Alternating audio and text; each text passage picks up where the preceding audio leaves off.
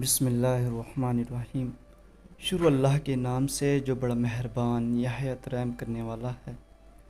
السلام علیکم۔ ایک دفعہ کا واقعہ ہے کہ ایک مسجد کے عالم نے مسئلہ بیان کیا کہ بھائی، جس کا رزق ہو اس کو ضرور پہنچ کر رہتا ہے۔ ایک نوجوان ان پڑھ دیہاتی تھا۔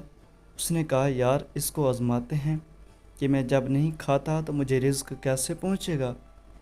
اس نے کھانے پینے سے ہڑتال کر ڈالی۔ ماں نے اس کے لیے بریانی بنائی، بیٹے کھا لے، تو اس نے کہا میں نہیں کھانا چاہتا۔ ماں نے بہت سمجھایا، وہ مانتا ہی نہیں تھا۔ اللہ کی شان، دوپہر کا وقت ہو گیا۔ ماں منت سماجت کرتی رہی کہ بیٹا کھا لے۔ جب اس نے دیکھا کہ ماں مجھ پر بہت ہی زیادہ زور ڈال رہی ہے تو وہاں سے اٹھ کر بستی کے قریب کھلی سی جگہ تھی جہاں گھنے درخت تھے، وہاں جا کر بیٹھ گیا اور آرام کرنے لگا۔ اب ماں بیچاری اس کے پیچھے ناشتہ لے کر چلتی رہی۔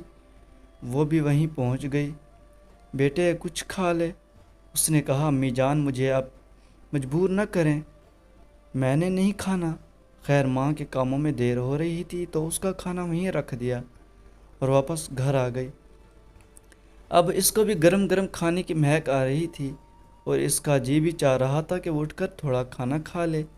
اللہ تعالیٰ کی شان کہ کچھ لوگ چور تھے، وہ دوپہر کے وقت جب گرمی کی شدت ہوتی اور لوگ گھروں میں دبک کر بیٹھ جاتے، اس وقت وہاں بیٹھ کر پلاننگ کیا کرتے تھے کہ اب جب وہاں پہنچے ان میں سے جو ایک نے کھانے کی مہک سونگھی تو کہنے لگا، یار یہ تو بڑا مزیدار کھانا ہے۔ وہ کھانا اٹھا کر لے آیا۔ ان کا جو بڑا تھا وہ سمجھدار تھا، وہ کہنے لگا، نہیں مت کھانا، ہو سکتا ہے کسی نے اس میں زہر ملایا ہو اور ہمارے لیے ہلاکت ہو۔ ایک نے کہا، کون ملا سکتا ہے؟ کہنے لگا، اچھا جس نے ملایا ہوگا وہ قریبی ہوگا، کہیں ذرا دیکھو۔ اب وہ جو ادھر ادھر چلے تو یہ صاحب پڑے ہوئے مل گئے۔ انہوں نے ان کو پکڑ لیا اور کہنے لگے، اچھا مکاری کرتا ہے، چل کھا اس کھانے کو۔ وہ کہتا کہ جی میں نہیں کھاتا۔ اب ان کو پکا یقین ہو گیا کہ اس نے ہی کچھ ملایا ہے۔ وہ کہنے لگے کہ اچھا کہتا ہے، میں نہیں کہتا۔ اب انہوں نے جوتے اتارے اور اس کو لگانے شروع کر دیے۔ خوب جوتے مارے۔ جب ٹکا کے اس کی پٹائی کی تو چوروں کے سردار نے کہا کہ زبردستی اس کے منہ میں ڈالو۔ اب ایک نے اس کا منہ کھولا، دوسرے نے زبردستی لقمہ ڈالا، تیسرے نے جوتے لگائے۔ جب لقمہ اندر گیا تو کہنے لگا، مارو نہیں، میں تمہیں سچ سچ بتاتا ہوں۔ کیا بات ہے؟ کہنے لگا، اصل وجہ تو یہ تھی کہ اس میں کوئی زہر نہیں ہے۔ بہرحال آپ لوگوں نے جتنا مار لیا اتنا ہی کافی ہے، خدا کے واسطے اور کچھ نہ کہو۔ خیر انہوں نے چھوڑ دیا۔ اب یہ گھر آ گیا، روٹی کھانی شروع کر دی۔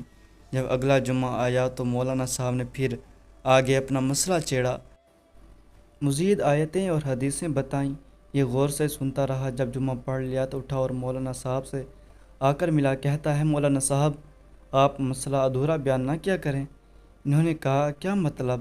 کہنے لگا کہ آپ نے پچھلی دفعہ کہا تھا کہ جس کا رزق ہوتا ہے اس کو پہنچ کے رہتا ہے، یہ ادھورا مسئلہ ہے۔